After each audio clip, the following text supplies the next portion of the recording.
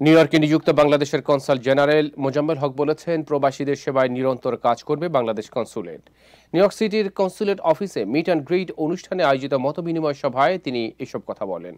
এই সময় ফ্যাসিস্ট আওয়ামী লীগের বিভিন্ন কর্মকাণ্ডের সমালোচনা করেন ওয়াশিংটনে নিযুক্ত বাংলাদেশের প্রেস মিনিস্টার গোলাম মর্তুজা। বিস্তারিত থাকছে রিপোর্টে। সম্প্রতি নিউ ইয়র্কে বাংলাদেশ কনসুলেটে যোগ দিয়েছেন নতুন ডিপ্লোম্যাট মোজাম্মেল হক। নিউ ইয়র্কে হাজারো প্রবাসী বাংলাদেশি বসবাস করেন। এই কমিউনিটির মানুষের সেবা করতে কনসুলেট সবসময় সচেষ্ট থাকবে বলে জানান মোজাম্মেল হক। আর এই জায়গাতে আসলে যেটা আমার ভালো লেগেছে, যেখানে সব এনলাইটেন কমিউনিটি, সবার সাথে কথা বললেই ভালো লাগে। প্রত্যেকে মানে যে শ্রদ্ধা বোধ যে দেখায় দুই পক্ষের প্রতি, এইটা আমাদের কাছে সবচেয়ে ভালো লাগে এখানে।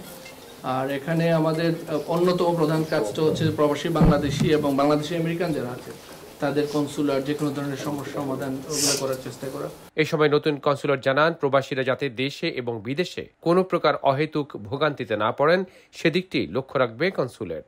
দূর থেকে যারা আসে তাদেরকে কখনো না বলা যায়। আর একটা জিনিস আমি বলেছি সবাইকে আসার পরে, যে no is the word, this is the description of the consul general. Those who are here other than the consul, they cannot say no to anybody. I should be the last person. If you fail, you talk to your boss, next officer. If he fails, he can come to me.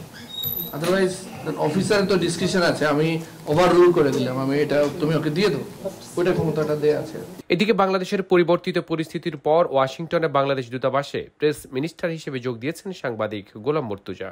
Meet and grit অনুষ্ঠানে তিনিও বিভিন্ন বিষয়ে কথা বলেন। বিশেষ করে শেখ হাসিনার শাসন আমল পরবর্তী সময়ে কিভাবে দেশ এগিয়ে যাচ্ছে সেই বিষয় নিয়ে খোলাসা করেন তিনি।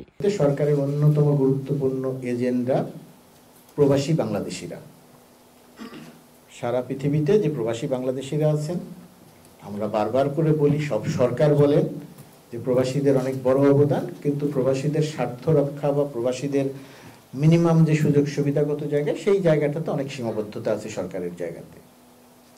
তো ডক্টর ইউনূসের সরকারের একটা অন্যতম গুরুত্বপূর্ণ এজেন্ডা হচ্ছে যে এই কনসুলেট অফিস, ওয়াশিংটন ডিসির বাংলাদেশ দূতাবাস বা পৃথিবীর যে সমস্ত জায়গাতে বাংলাদেশের দূতাবাস আছে, অফিস আছে, এই সমস্ত অফিসগুলো সত্যিকার অর্থে এগুলো হবে বাংলাদেশের মানুষের অফিস, প্রবাসী বাংলাদেশিদের অফিস। অনুষ্ঠানে যুক্তরাষ্ট্রের একাধিক শহরে বাংলাদেশের কনসুলেট ওপেন করার বিষয়টি জানান গোলাম মর্তুজা। 4টা শহরে কনসুলেট অফিস করার, ঠিক মিশিগানে কিনা আমি এই মুহূর্তে নিশ্চিত করে বলতে পারছি না, আশেপাশের কোনো একটা জায়গাতে মানে কনসুলেট অফিস করার একটা প্ল্যান চলছিল, বাট মিশিগানটা আলোচনায় আছে। যদি খুব তাড়াতাড়ি নাও হয়, সামনের সময়টাতে মিশিগানে হবে এরকম একটা প্ল্যানিং এর মধ্যে আছে, বাট ওটা আমি এই মুহূর্তে খুব পরিষ্কার করে বলতে পারছি না।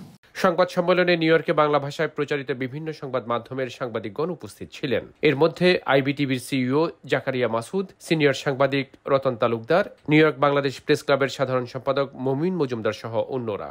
এমন অনেক বাংলাদেশের মানুষ হয়তো আছেন, তিনি হয়তো ওই জায়গাতে ভেতরে বসে আছেন, কিন্তু তার সঙ্গে আমার কোনো সম্পর্ক নাই, দূতাবাসের কোনো সম্পর্ক নাই, তিনিও যোগাযোগ করছে না, দূতাবাসের পক্ষ থেকে আমরাও কখনো যোগাযোগ করিনি। ওই জায়গাটাতে আমরা একটা চ্যালেঞ্জ ফিল করছি, আমরা চেষ্টা করছি এরকম একটা ডাটাবেস তৈরি করার। সৌরভ ইমাম, আইবিটিভি, নিউ ইয়র্ক।